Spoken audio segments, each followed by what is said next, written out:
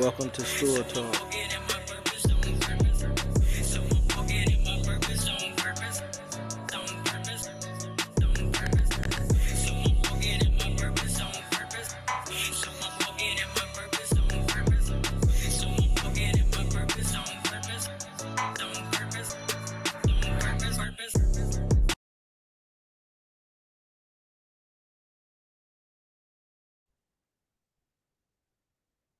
So today with us on Stool Talk, we have with us another great athlete out of the city of Toledo, Northwest Ohio, that's been moved up and on a whole nother level, college football, scholar athlete, just continue to rise, man. When I first came out with this podcast, with this spotlight, man, it was the spotlight, different journeys, different athletes, different people going through ways of life so people can see from Toledo, like, hey, if he can do it, I can do it. Or it could be some kind of motivation because some people don't even know how it looks, how the journey begins, how it looks. But today we have with us Jujuan Banks. How you doing today?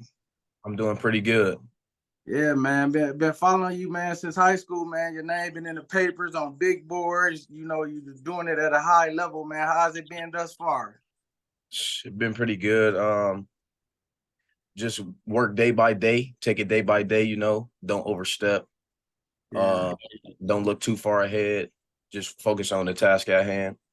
Yeah. How did this journey start for you? What age did you first start playing sports and what sports was it?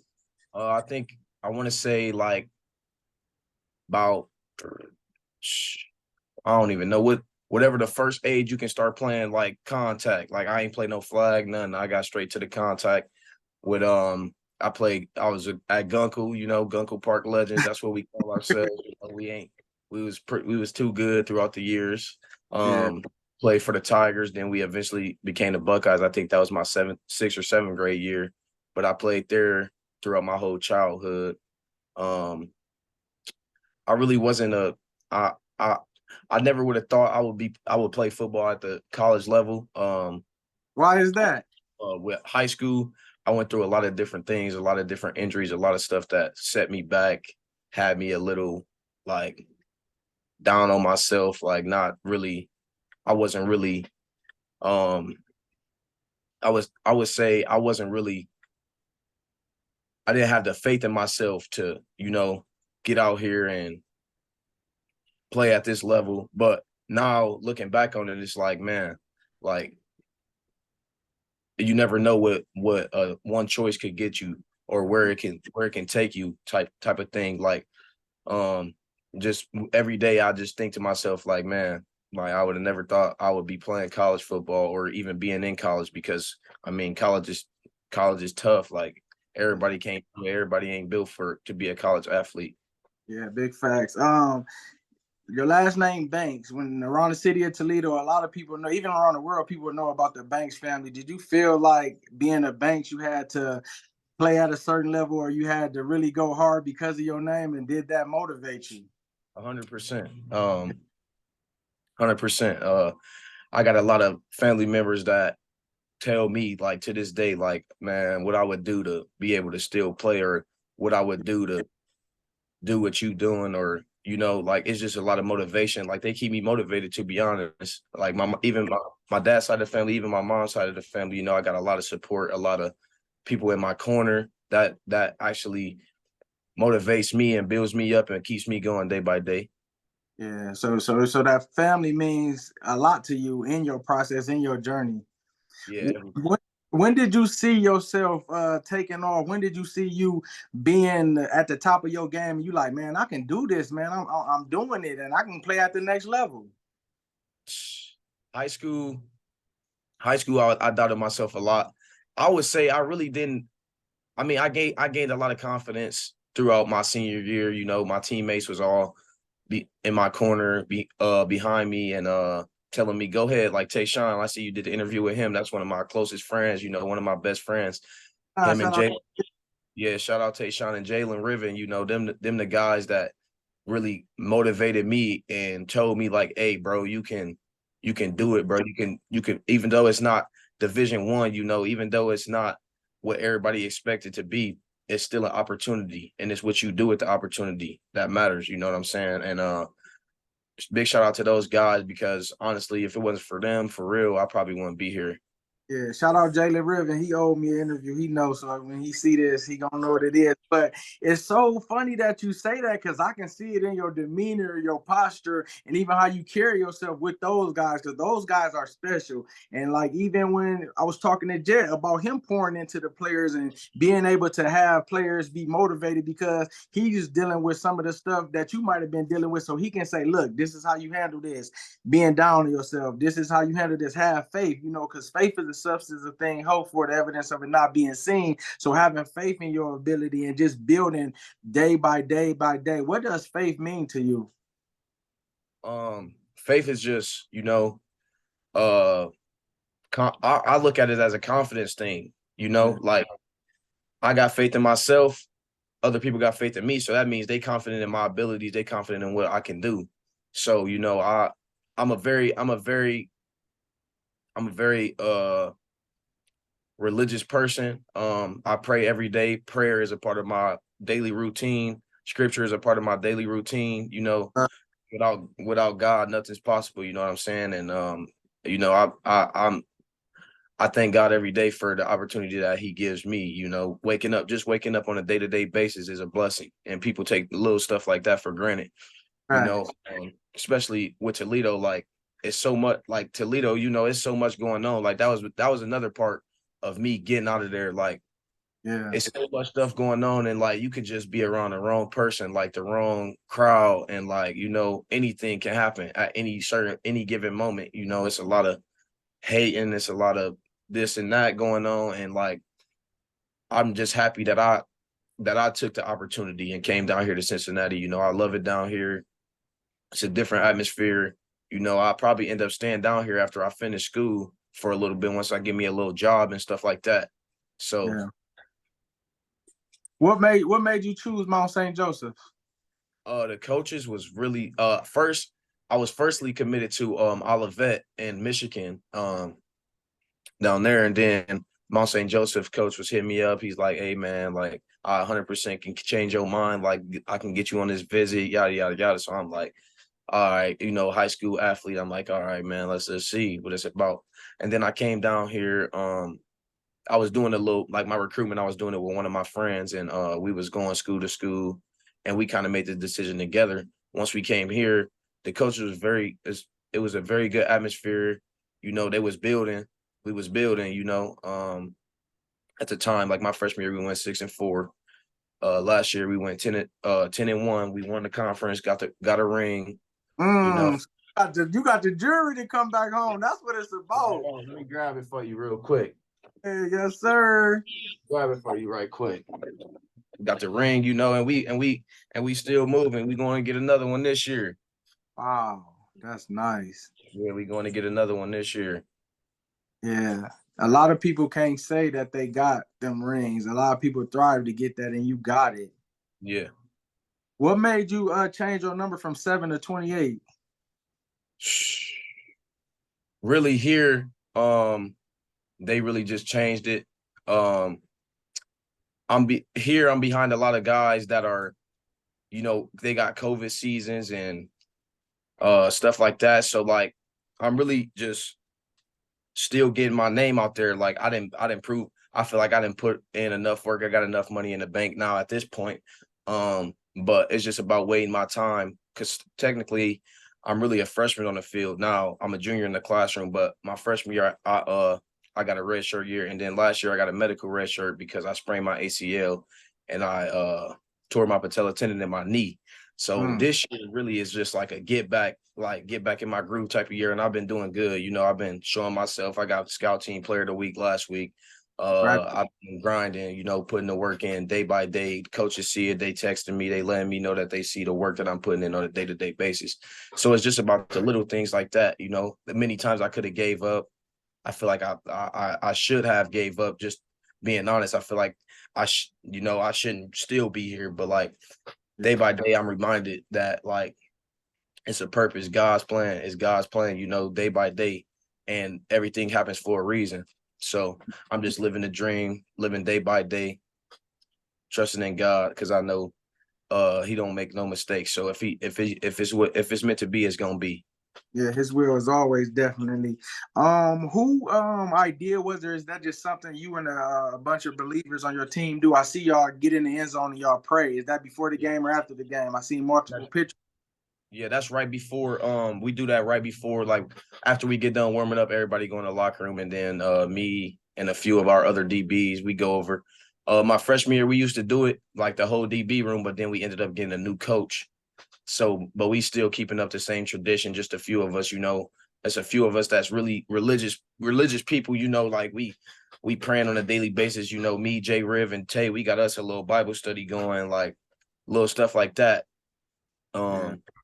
It's the little things, you know what I'm saying? Like just that little prayer right there, like get me in a good mood before a game, like because we don't. I mean, even though we at Catholic school, like from Central, we pray before every game together.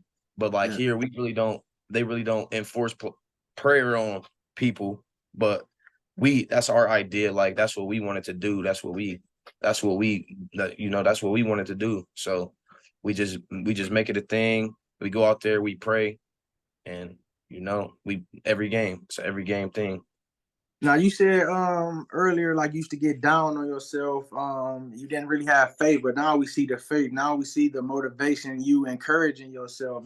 Prayer availeth much. It gets you stronger, it gets you through those times that you don't even know that's coming. But the prayers that you have prayed and God listens to you and He answers them, like you said, God's will. What would you say to a player who's got a lack of confidence, that's down on himself, or he makes a bad play and he comes to the sideline, he's down and discouraged? What would you say to that player? I would say, I would just say next play mentality. That's what it's really about. Trust the process. That was my biggest thing. I gotta just trust the process. Everything ain't gonna fall just when you want it to fall. Everything not gonna happen when you want it to happen. Everything takes time. You ain't gonna just go up in somewhere and think you about to just be the star player. That's the biggest thing, because everybody that's in college, they was a good player on their high school team. So it's a big step, like from being that dude. Like we got some dudes here that was that dude that don't even play. You know what I'm saying? Like it's a different story. Like in college, they don't care about no high school stats, none of that. It's a whole different step. Like you gotta make your name for yourself. That stuff don't matter. They gonna recruit you, they gonna tell you this and that. But like once you really get here, it's not. It's work. You gotta put that work in every day. Be early, be the first one on the field. Watch the most film. Film is definitely 100% important. The more film you watch, I didn't learn that. I didn't learn about that because I really wasn't a film type of dude. But Yeah. you watch that film, I mean, you gonna know everything for real if you really put in enough time. It's just about.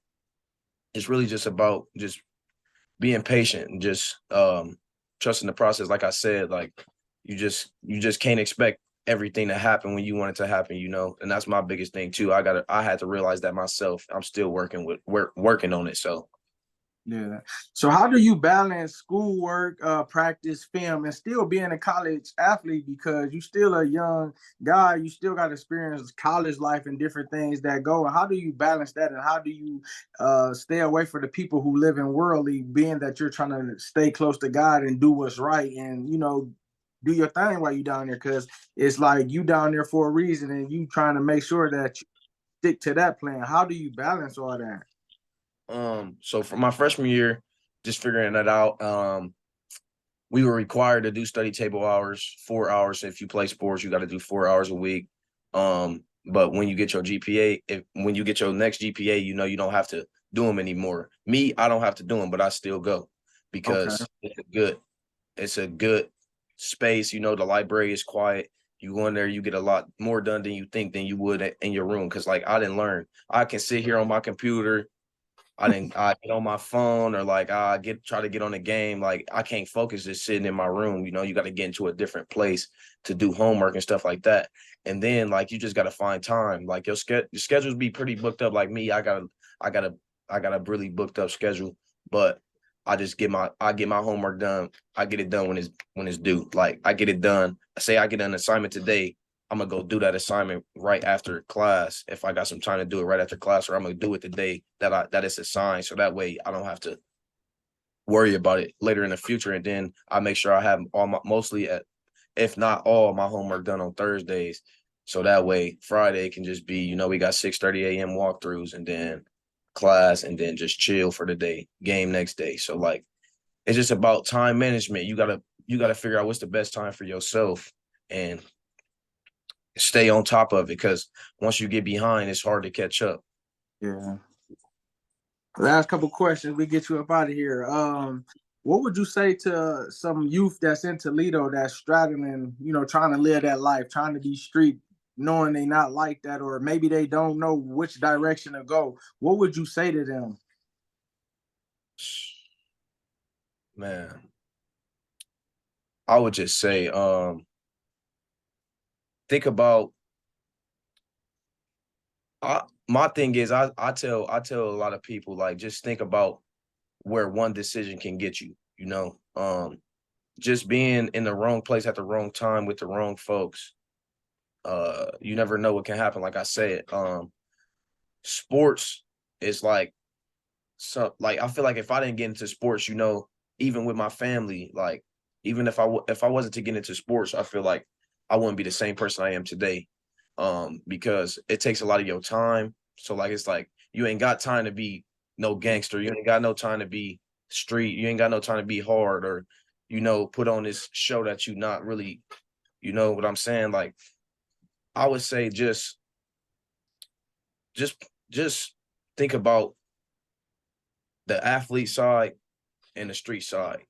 Where the athlete side can get you, where the street side can get you, and really put some thought into that and just let it digest, you know what I'm saying? Because I love where I'm at. I love the position that I'm in right now. I'm very happy. And I wouldn't want to be in no other position. Yeah. And lastly, what would you say to a young athlete that's trying to make a decision in what school to choose and what college to go to? I would say don't rush. Because I did. That was one mistake that I made. Do not not with this school, but with the school I was first committed to. Just trust the process. Weigh out your options. Look at the schooling, look at the populations, look at the black white ratio, all types of stuff like that. Those little things matter. Actually get down on the campus. Like don't say, oh yeah, I'm going here, but you ain't never been on the campus, you know what I'm saying, or been to a game or nothing like that. Make sure you weigh out your options, because it's gonna come. And if you commit too early, then that'll make schools not want to hit you up or reach out to you because they feel like you on some you loyal to the place that you going to. So keep your options open. Don't settle and just keep working.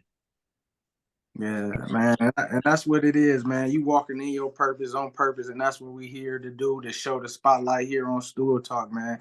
We appreciate you taking the time out. Continue to keep God first, and He will order your steps and allow you to be great, man. And like I said, just your demeanor, just what you saying, man. I hear it. Keep God close. In our weakness, His strength is whole. Ain't nothing too hard or difficult to you. You proving the statistics wrong. You proving the naysayers wrong. You doing your thing, man, and I'm super proud of you, man. I appreciate that.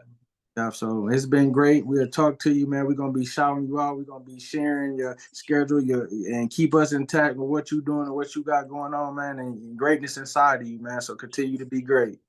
Yeah, I see you did that interview with Diesel. Tell him we coming for him in a couple weeks down there in Bluff.